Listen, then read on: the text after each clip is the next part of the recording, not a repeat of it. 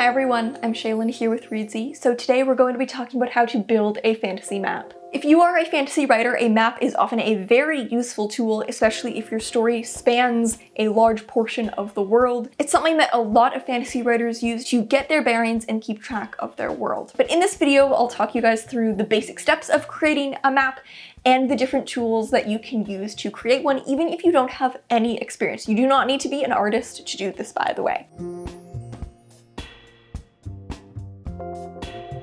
Step number one, world build first. Before you make a map, you're going to want to have a sense of your world so that you know what it is you're going to be actually drawing out. Depending on the medium, it can be very hard to change later, so you probably want to start with some world building before you go right in with the map. You'll want to know what the requirements of your story and world are, so ask yourself the following questions. What are the different realms and political divisions of my world? What is the climate and geography of the different regions? Which regions have close political or cultural relationships? What kind of travel between regions will be needed within the story? Does the world have any defining key geographic features? These are important questions to ask because they rely on the relationship between the world and the story. So how you answer these questions about the world will impact your story and therefore will impact how you want to lay out your map. If you need your character to travel between two cities in a matter of days within the story, but these cities are on the opposite sides of the world, then you either need to rethink how you've organized your world, you need to create some kind of portal or ability to travel very quickly, or you have a very small planet. So think about the requirements of your story and your world and how that's going to translate to the map. Step 2, decide how realistic your world is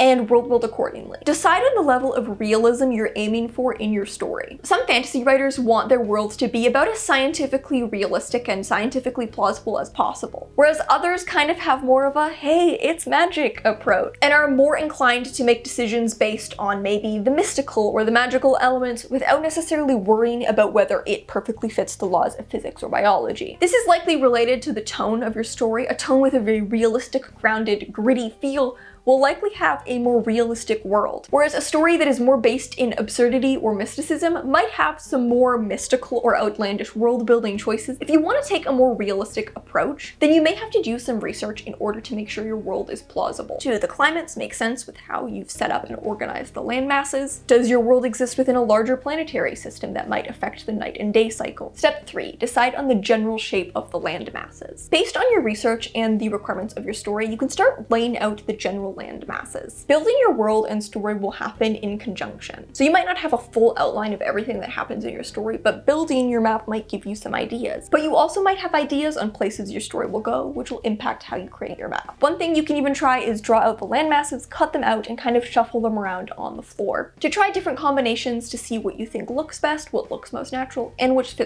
fits your story. And if you have no idea where to start, there are map generators that will randomly generate the land masses for you in order to spark some inspiration. Step 4, draw a rough draft. Start by making a general outline of your map. One trick that a lot of people use is to use rice, so you can dump out rice onto a sheet of paper, kind of generally arrange it into the shapes you want, and then trace it in order to get a very realistic, jagged looking coastline. If you're not drawing your map by hand, there are a ton of software that you can use for this, free and paid ones. You know, if you have the skills, you could use something like Adobe Illustrator or Photoshop, but there are also fantasy map making software that you can use that make it much easier to edit your map later and are more approachable for beginners or people without much artistic experience. Personally, I use Incarnate.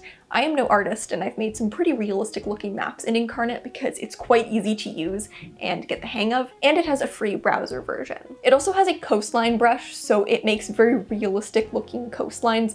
You don't have to like draw all the little jagged edges of the coastline yourself. There are other options though, that's just the one that I've personally used, but we have a post with 13 different map making tools that I'll leave a link to in the description. If you are drawing your map by hand, I would definitely recommend going in with a light pencil sketch first before you start actually filling in all the details. Which leads to step number 5, make a polished version. If you're making your map on paper, now that you have a rough outline, you can translate that to a more finalized version. You can start polishing and refining it. I think a fine-tipped marker works great for this, or you could even use ink. You could even do something like kind of age or stain the paper if you really want it to have that kind of archaic look. If you're making your map digitally, which is probably easiest for most people and what I would recommend because it's so much easier to edit, Now you can start refining and adding the details. You can really start going in and refining the shape of your land masses, making small adjustments to the shape of the coastline, adding things like inlets, rivers, or islands. All these details make such a difference in making a map really look realistic. And finally, step number 6, add the labels and designs. Now that you've created the shape of your world, it's time to start labeling it. You can add labels for the names of different continents, countries, realms, kingdoms, cities, however you divide up your world. And you can also add designs to signify things like mountains, forests, or any other significant geographical feature or landmark.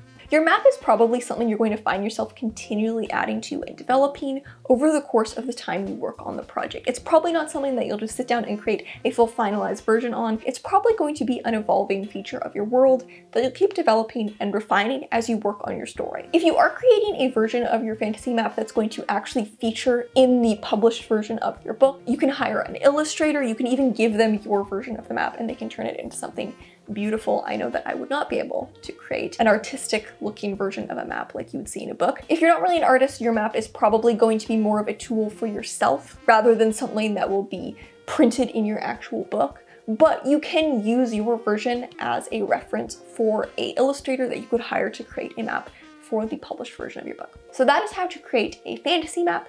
Thank you so much for watching. Remember to subscribe and turn on notifications so you don't miss any new videos from us. We've got new writing, editing, and publishing tips every Tuesday and Friday. Until next time, bye!